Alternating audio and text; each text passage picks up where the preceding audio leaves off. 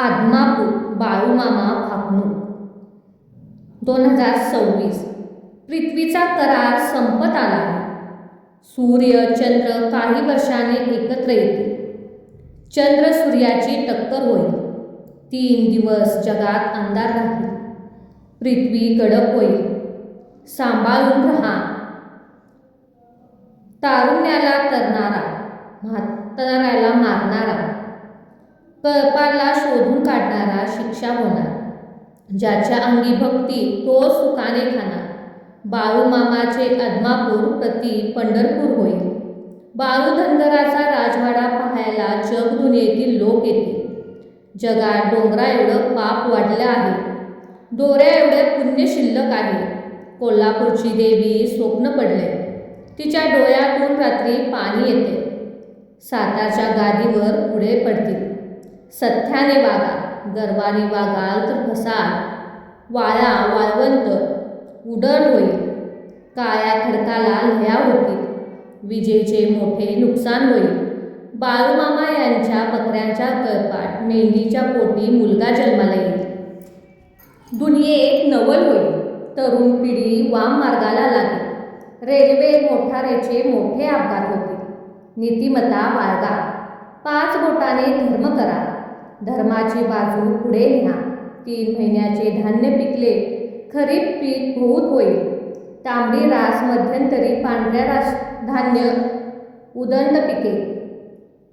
गावाची पेंडी मध्यम होईल. धान्य दारात वैरण घेत ठेवा. धान्य मागे जगणं मुश्किल होईल. ज्याच्या घरी धान्य तो शाना होईल. तांबे लोखंड मौल्यवान होईल. शेताचा भाव वाढत जाईल. पैशाच्या जोरावर न्याय दिला जाईल. माणूस कागदाचा घोडा नाचवेल. सोन्याचा भाव तेजीत राहील. पेट्रोल इंधन दरवाढीने जनता हैराण होईल. वैरणीचा भाव वाढत जाईल. वैरण धान्याच्या चोऱ्या होतील. सांभाळून ठेवा. तांबडी रास मध्यम पिकेल. पांढरं धान्य मोलानं पिकेल. बैलाची किंमत बकऱ्याला. बकऱ्याची किंमत कोंबड्याला येईल. बकऱ्याची किंमत लाखावर जाईल. मनुष्य जंगलात जाईल. जंगलातील पशुधन गावात येईल. वाड्या वस्त्या ओस पडतील. मेघाची वाट पाहाल. पाऊस पाऊस पाणी पाणी म्हणाल. पाण्याचा कप विकत मिळेल. नदी जोड प्रकल्प मोठ्या प्रमाणावर होतील. पाण्यासाठी मोठी आंदोलने होतील. सागरी संपत्तीचा नाश होईल. उन्हाळ्याचा पावसाळा होईल. धर्माचा पाऊस कर्माचा होईल. मनुष्याला अनेक आजार होईल. डॉक्टर हात टेकतील. मनुष्याला बुद्धी जास्त आयुष्य कमी होईल. विज्ञानाची प्रगती माणसाला घातक ठरेल. विज्ञानाच्या प्रगतीमुळे मनुष्य परावलंबी होईल. आगामी काळात पृथ्वी सोडून मनुष्य घरावर राहायला जाईल. बाळूमामा शेषनागाचा अवतार आहे. या गावात मी निशाणी रोवल्या. माझं ठाव मांडलंय. बाळूमामाचा त्रिभुवनात जय जयकार होईल. आदमापूर बाळूमामाची पवित्र भूमी होय. पुण्यभूमी हाय. या गावाचा महिमा जगात वाढेल. एकीने वागा. राजकारण आणशीला करशीला तर माझ्याशी गाठ हाय. पिवळ्या भस्माचा महिमा आगात राहील. भगवा झेंडा राज्य करेल.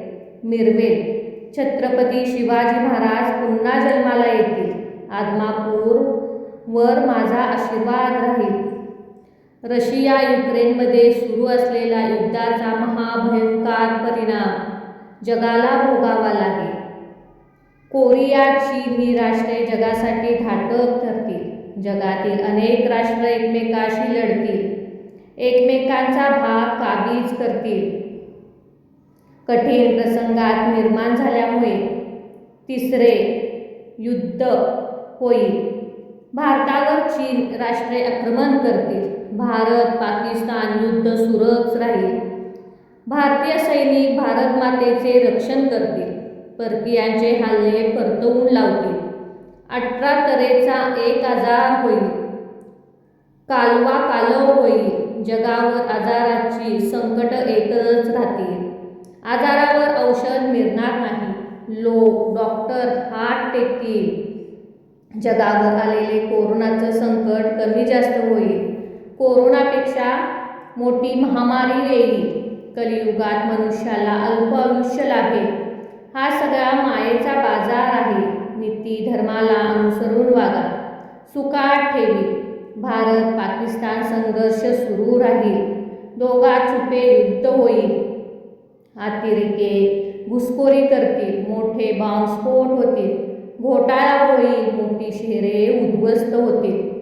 मनुष्य माणसाला खाईल. कापाकापी होईल. दिवसाढवळ्या दरोडेखोऱ्या करून लुटमार होईल. देशाच्या राजकारणात मोठा गोंधळ होईल. राजकारणी मंडळी या पक्षातून त्या पक्षात उड्या मारतील. राजकारणी मंडळी सत्ता संपत्तीच्या मागे लागतील. काँग्रेस पक्षात चिंतेचे वातावरण राहील. कमळ पक्षाचा झेंडा मिरवेल. राजकारणाला महिला वर्ग बाजी मारेल. राजकारणात लोक देवाधर्माला विसरून जातील. पैसा न खाणारा सापडणार नाही. भ्रष्टाचाराचा उदंड होईल. नेते मंडळी तुरुंगात जातील. राज्याच्या राजकारणात उलथापालथ होईल. साखरेचे भाव तेजीत मंदीत राहतील. गुळाचा भाव उच्चांकी राहील. साखर सम्राटाची खुर्ची डसमळीत राहील. उसाच्या काड्यांचा, दुधाच्या भांड्यांचा राज्यात गोंधळ निर्माण होईल. शेतकरी वर्गात चिंतेचे वातावरण निर्माण होईल. सीमा भागातले राजकारण ढळून जाईल. निपाणी भागात मोठा गोंधळ होईल. सीमा प्रश्न राजकीय लोकांच्या फक्त चर्चा राहतील. 1.5 महिन्यात धान्य उदंड पिकेल. खरीप पीक चांगले होईल. गोर गरिबाला पुरावा करावा. तांबडी रास मध्यम पिकेल. पांढरं धान्य उदंड पिकेल. गव्हाची शेती मध्यम पिकेल. ज्याच्या घरी धान्य तो शाना होईल. वैरण सोन्याची होईल. सांभाळून ठेवा. धान्याचा मोठ्या प्रमाणात चोऱ्या होतील. सरकी फुलाची होईल. बैलाची किंमत बकऱ्याला येईल. बकऱ्याचा भाव लाखावर जाईल. बकऱ्याची किंमत कोंबड्याला येईल. कोंबडं मनुष्याच्या पाठीशी लागेल. धनगराचा बाळ मेंढी म्हणून स्वतःला मिठी मारेल. शेतीचा भाव गगनाला भिडेल. शेतीसाठी खून पडतील. पैशाच्या जोरावर न्याय मिळेल. कागदाचा घोडा माणसाला खेळवू लागेल. वाड्या वस्त्या ओस पडतील. जंगलातील पक्षी गावात येतील. गावातील मनुष्य जंगलात जाईल. समुद्र संपत्ती नाश पावेल. दागिने पैसा मनुष्याला घातक ठरतील. उन्हाळ्यात पावसाळा होईल. ऋतुमान बदलत जाईल. खडकाच्या लया फुटतील. मी तू करू नका.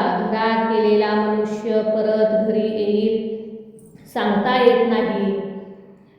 ठेचेला मरण हाय. मनुष्याचं जगणं धर्मानं, मरणं हुकमानं ठरत. कलियुगात मनुष्याला कमी आयुष्य लाभेल.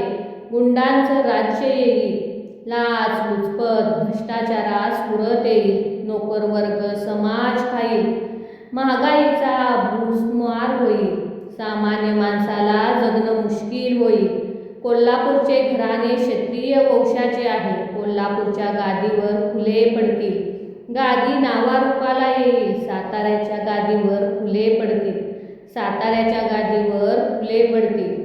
शिवरायांचा जय जयकार ऐका. शिवाजी महाराज जन्माला येतील.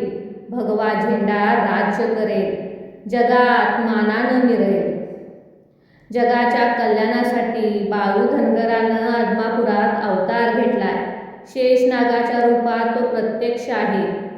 माझ्या सभेने सोयाला 33 कोटे देव हाजरी लावतील. माझ्या सोयात फूट पाडशील तर यमपुरी दाखवील.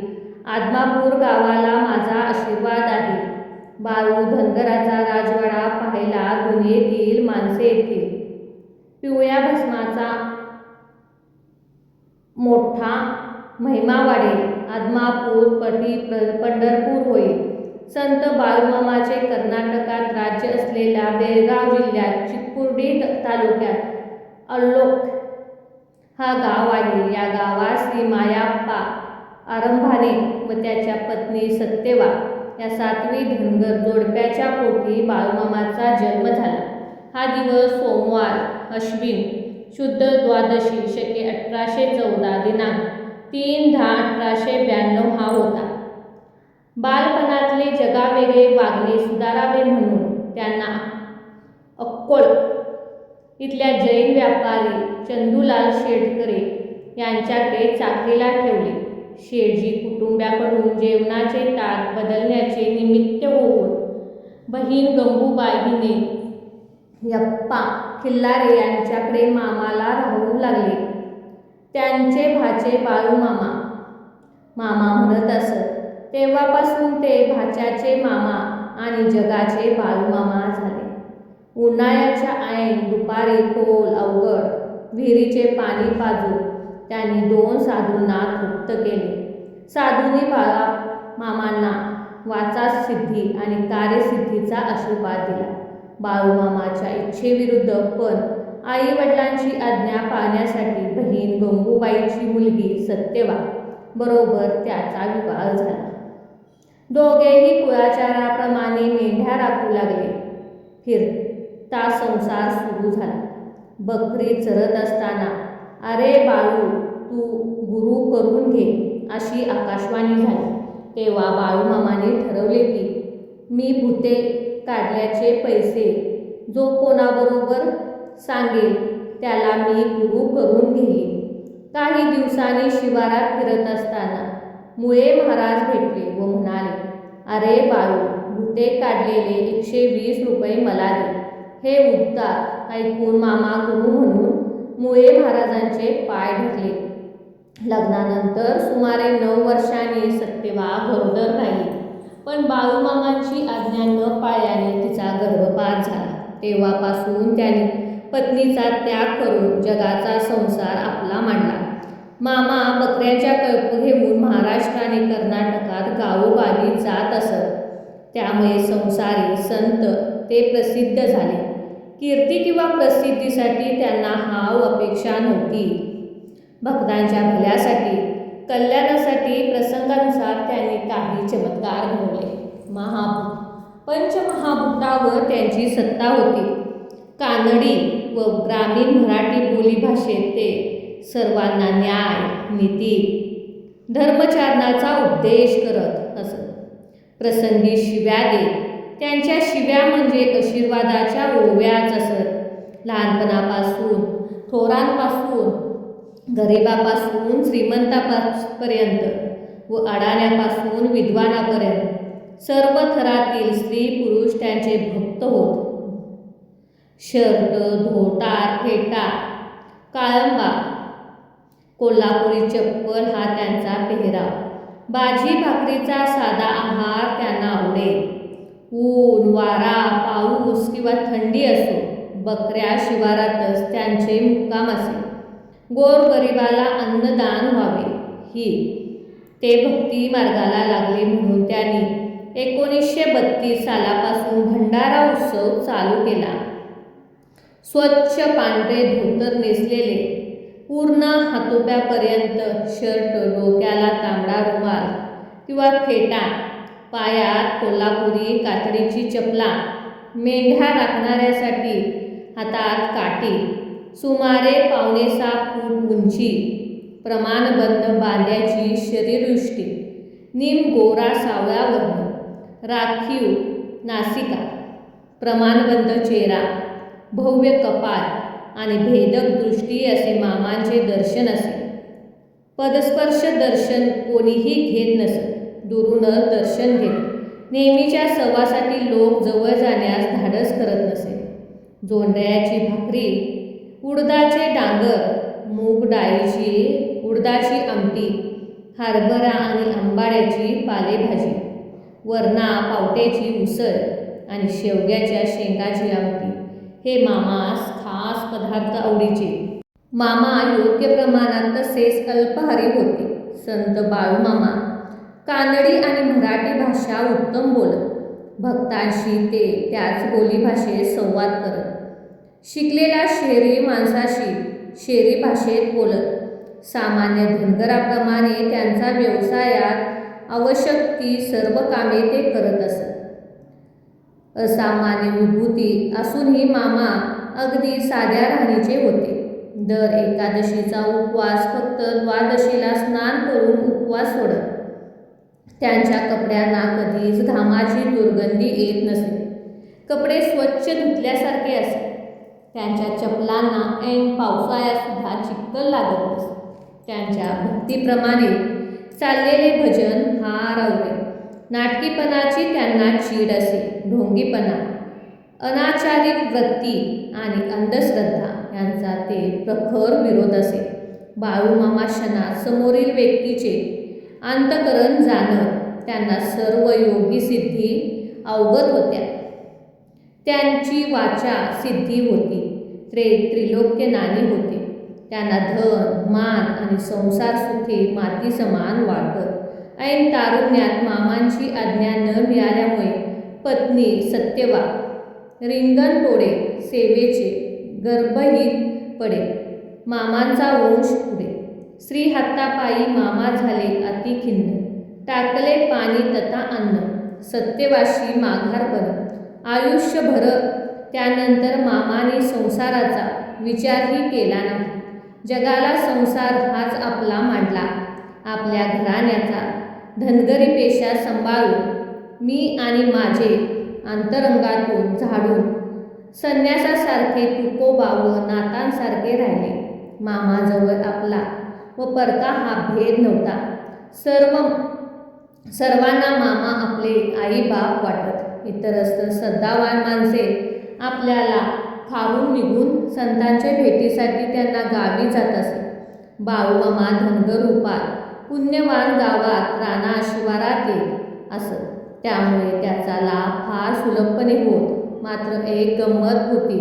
काही काळ दर्शनासाठी तिथे अतिशय शिव्या देत असत. माणसांची श्रद्धा तपासणे, अभिमान अहंकार झाडावयास लावणे आणि त्यांची संकटे नष्ट करणे असा तिहेरी हेतू त्यांच्या शिव्या देण्यामागे होता. पण पुण्य नसलेला माणूस मामापासून दूरच राहत असे. हा काळ बदलायचा आहे. भीतीचं जग जागृतीचं आहे. जगात काहीही घडो, पण माझ्या मनात श्रद्धा. ज्याच्या मनात श्रद्धा, वागण्यात प्रामाणिकपणा आणि अंतःकरणात मानवता आहे, तो कधीच हारत नाही. संतांचा संदेश हा केवळ भविष्य सांगण्यासाठी नसतो, तर आपल्याला योग्य मार्गावर आणण्यासाठी असतो.